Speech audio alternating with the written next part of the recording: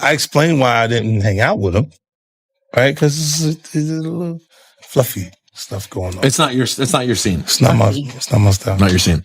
They hug you from the front and the back at the same time. It's not your thing. It's not my thing, bro. No, you're not. So you felt like he was trying to dim your light early in your career? It wasn't that. It was really just I got uncomfortable with him because the way he was acting to try and get me to hang out with him was like, "Yo, I'll take you shopping." Like, and I'm like, "What you mean?" Like, that's something you say to a woman you're attracted to, maybe. Right. Just what I'm saying. So you felt like he was trying to play you like you didn't have your own money, you didn't have your own shit. It was weird because I'm not only do I not go shopping like that, but he knew me, so was giving my. 50 Cent is back in the headlines this time with claims that didn't make it into his Netflix documentary on Diddy. He revealed that the limited 4-episode run forced his team to cut some of the most explosive material. Among the stories left out, 50 alleges that Diddy secretly fathered a child with a woman who had previously dated Tupac Shakur. Rather than saving this footage for a potential second season, 50 Cent is now hinting that he might release the unreleased content directly on YouTube. Since the docu's release, even more people have stepped forward with new insights, raising questions about why 50 is targeting Diddy so intensely. It's a lot of variables to this particular question. Because I talk to a lot of people, older, younger, even my daughter, who's 22, she didn't understand it. So people give their opinion based on what they've experienced and their environment, people they've been around. So to the people that understand boundaries and respect, I always tell men you should never date another man's girl if you're not. TK Kirkland emphasized that actions like that reflect a blatant lack of respect. He explained that in his entire life, he has never knowingly pursued a woman who had previously been involved with one of his friends. Some boundaries, he says, are simply not meant to be crossed at. TK went on to highlight that Diddy isn't short on options. With his fame, wealth, and global connections, he could be with anyone. That's why TK believes Diddy's alleged involvement with a mother of 50 Cent's child wasn't a random choice. In his view, it was deliberate, especially given the years of tension between Diddy and 50 Cent. According to TK, this move only poured more gasoline on a rivalry that had already been simmering for years. Baby mother of one of his rivals. Exactly. Someone who had been taking shots at him for years. Absolutely. On purpose. And he went after her knowing that they had beef. Right. And slutted her out. Just slutted her out. Having a whole basketball team run a train on her. Totally and did. I just totally the whole agree. thing, right? Totally agree. Right. But his reputation from when he worked at Uptown, I'll be sure's girlfriend. Oh, Kim Porter. Right. That's his reputation. I'll be sure his baby mother. Baby mama. Yeah. Then, Eric Serum, his friend, the one that she had his baby, Mia. So he's had a reputation of going after people. Tupac's ex-girlfriend. He got a baby with her too. Exactly. Yeah. So my point that I'm making to the men listening, well, if you don't understand this, then you're just poorly educated and don't really have common sense. It's a no. There's no way I would go after Vlad's ex-girlfriend. Right. I'm so loyal that if I met a woman and she said, "Oh yeah, I stay Vlad," I can't with you, baby. Right. I won't even excuse my language, because that's how I move. Other people don't move like that, but you see me in Paris, you see me all over the world. Why would I want to do that to mess up? While 50 Cent's documentary has been attracting widespread attention and praise, it hasn't been without controversy. Gene Deal has come forward with serious claims, alleging that some segments of the series weren't entirely original and that his ideas were used without proper acknowledgement. A lot of footage had to be down, the documentary had to be downsized. You understand? I don't really believe that, because a documentary is a documentary, and they could have had 45 minutes, they could have had an hour, to each one of those. You understand? They left out certain things. He said they even left out the one about Sarah Chapman. You understand? And for whatever reason, he probably left out a lot of other different stars too. situations that they could have spoke about. You understand? I I have a problem with the documentary, and I'm just going to let you know that the reason I have a problem with the documentary is that they know that they took my ideal. You understand? They know that when I came to them, I laid out what they should do and how the documentary should be. You understand? She could say whatever she want to say. I talked to those producers before I even talked to her. They wanted to know what I had, what I was bringing, my pictures, all that stuff like that. And I told them about me, Tim, and Kirk. You understand what I'm saying? And how it would go. They did the same thing. This ain't the first time they stole from me, man. You know, if you look at the Notorious Big, if you watch the Notorious Big, that part about the shoes, I had that in my book. And I was talking to K.O. Copeland. He was one of the writers of that movie. And I told him about when I let Big use my shoes at Soul Train Award. You had this old flunky ass dude, Mike B, get on Angie Martinez's show and talk about, yo, Big, he wore mixed max shoes and he went out there and performed. When you go look at the film, when you go look at Big performing that on that show, ain't nothing mixed match about them shoes. There was $800 Maury's, size 14D. Big World 14E. E means that his shoes is a little wider than mine. He struggled, but he put them on and he went out there and performed. Those was my Gators that he had on. He also weighed in on the speculation that 50 Cent might release more unseen footage online. According to Gone, if additional content does surface, Diddy won't have the ability to block it. He added that if shutting down the original documentary had been possible, it would have happened already. In Gone's eyes, the situation sheds light on just how much influence Diddy still wields, or perhaps how much of it is faded behind the scenes. And I heard he's going to put it on YouTube or do whatever he's going to do. Puff ain't going to have nothing to do with that. Puff ain't going to have nothing to do to try to stop that because he can't. Because if he could stop it, it would have been stopped. You know why he can't stop it? Because Puff know people right there at Netflix. Don't think he don't. And I don't know if this guy still worked for them, but he was part of the flavor unit, Shakim. He was part of the flavor unit. He was good friends. He was cool with Puff and them. Flavor unit and them, Queen Latifah and them, they was cool with Puff. If Puff would have sent the cease and desist over there and they could do it and he had the power and they wasn't right, they would have been done it. You see, it's still rolling, right? It's still going on, right? He ain't got that power no more. You understand? Now, could he sue them because they used his likeness or used them and stuff like that? I don't know. I'm not that versed in they using him. You understand? If they can steal your whole damn idea, your whole damn ideal, why can't they steal your whole damn? Gene also commented on what he called Diddy's long-standing, and in his words, unusual fixation on Tupac, a fascination he believes has shaped and guided many of Diddy's decisions over the years. Kim Porter's friend, Sarah Chapman. Now, we all know that she used to date Tupac. You understand? So either he got her because he wanted some remnants of Tupac. We don't know. But it seemed like every dude that he had some kind of disdain, dislike, or that he idolized in a sense, he wanted their girl. Or he wanted to be a part of their girl. I don't know why. Yo, bro, this dude was, I don't know if he was in love or in hate for Tupac. He wanted to be an actor. He auditioned for Juice. But Pac beat him out for that Bishop thing. You understand what I'm saying? He wanted to be a part of that. Just go, and not so many years ago, when Puff started getting into that drugs and started using drug stuff, he started revamping some of Tupac's speeches.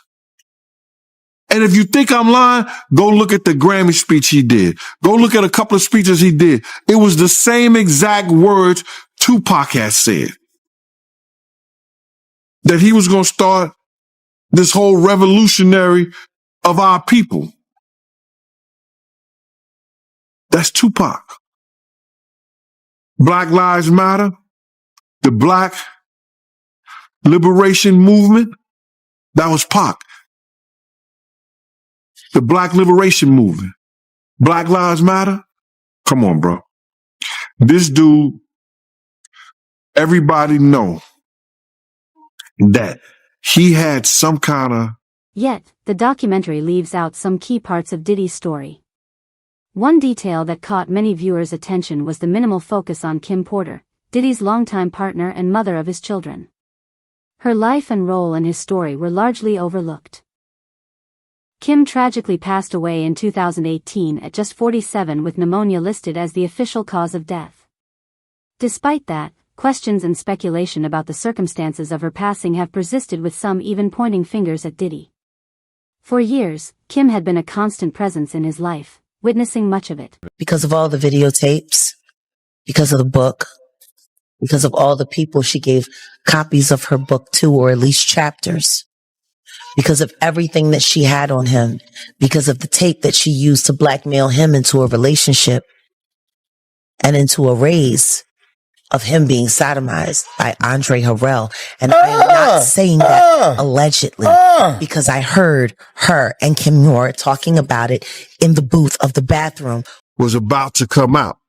And she was talking about all the perils, everything that she went through in the music business and with Diddy. All the men that they slept with together, because there were men that they slept with together. There were swinging times that they slept with together.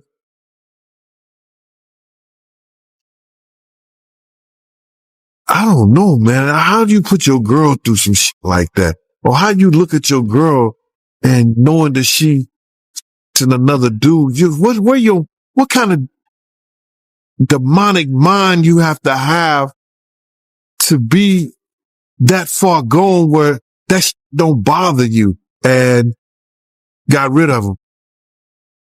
They swimming with the fishes. Wow, man. So she was about to expose all that in her book, them sleeping with men together. She's going to expose everything. I heard it was tell all. Yeah, that's crazy, man. Just curious, right? Did you know that Diddy and Kim had that type of relationship back then in real time? Yeah. Yeah. Yeah. Because I know somebody personally that lives in Atlanta that was swinging with them. And I would never mention his name because he's a good brother and he knows my family down there. You know, he knows my family down there. And I would never, put his name out there like that. He's been in the music business. He done put a lot of groups. Kim Porter saw every side of Diddy's life, his personal relationships, his business moves, and the events that unfolded behind closed doors. Yet, despite her significance, the documentary gave her story barely any attention. Multiple sources suggest that her story was intentionally left out, possibly because it was seen as too sensitive or too controversial. Jean, who knew Kim personally and sometimes even looked out for her, believed she understood far more than most people ever realized. It was a clear case. She came, hey, I was the one who was doing the wiretaping and all of this, right? The tapping. So I knew about this before she came out and said that she was the one that was doing it. I was sitting there like, damn, he know everything she doing. He know her conversation. I'm sitting there like when I'm sitting there right there next to him, when I'm hearing them saying, this is what Shakira Stewart was saying to Kim Porter on the phone that made him mad. That made him so mad at Shakira Stewart when he went to L.A. Reid party, hit him with the chair. You don't think if he hit a man with a chair for dating this girl, they're going to have a fight at home too. You know what I mean? That's why, they say, he busts her nose up on the boat. And have you ever been to Sandro Pay's here? Brother play a mandolay. Remember that was in his song? I need a good woman next to me. So then it happened in Sandro Pay?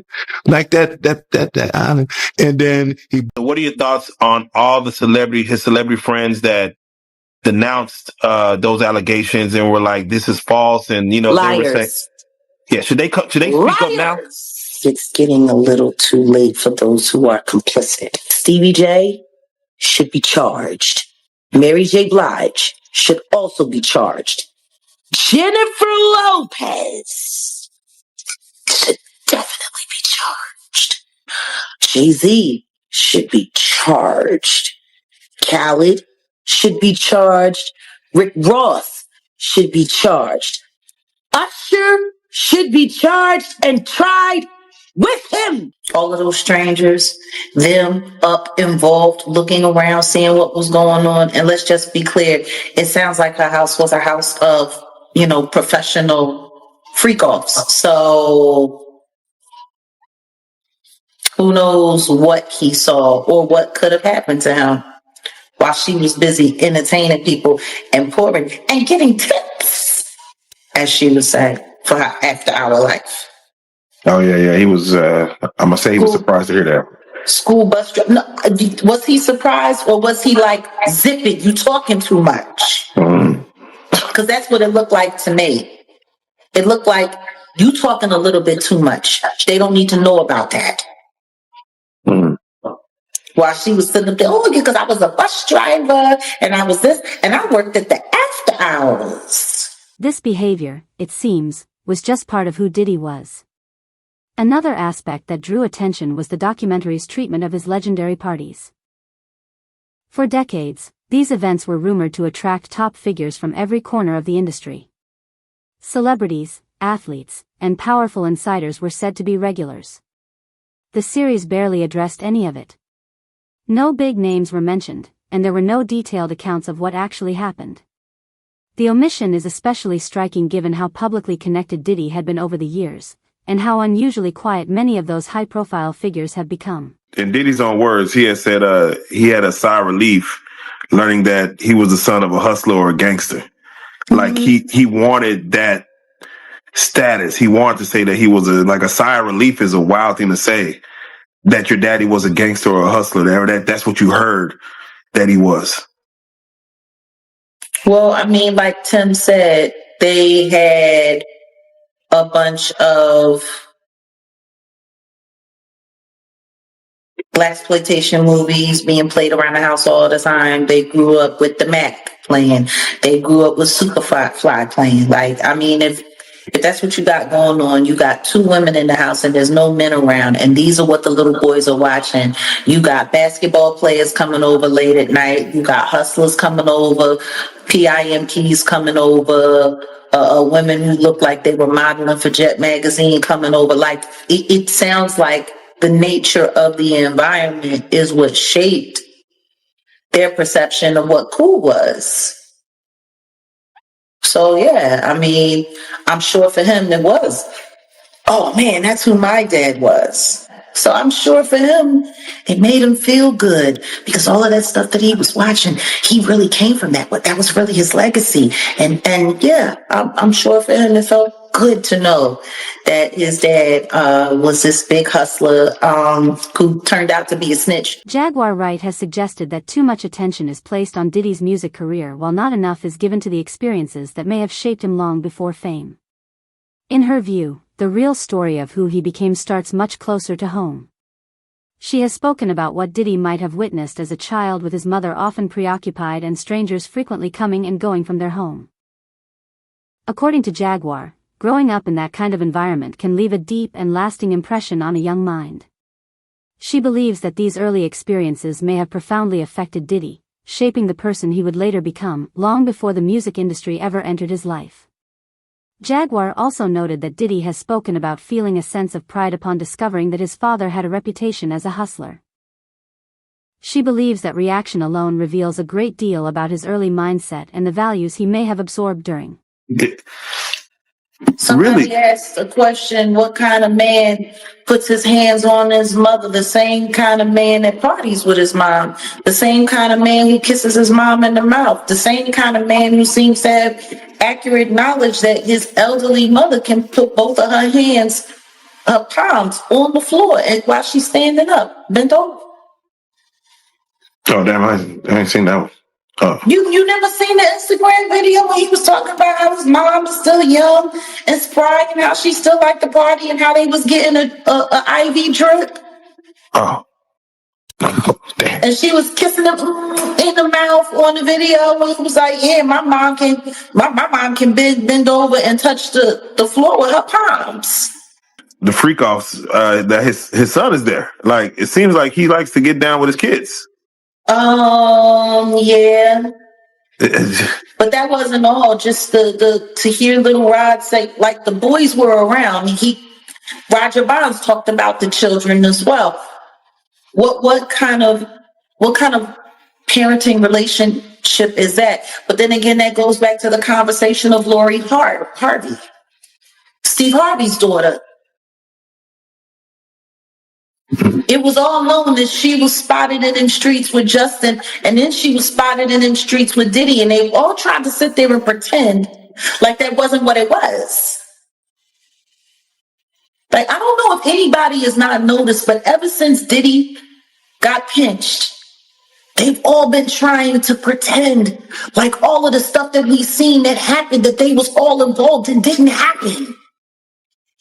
If Lori Harvey was hanging out, and it's kind of weird, like the whole relationship with Justin looks weird.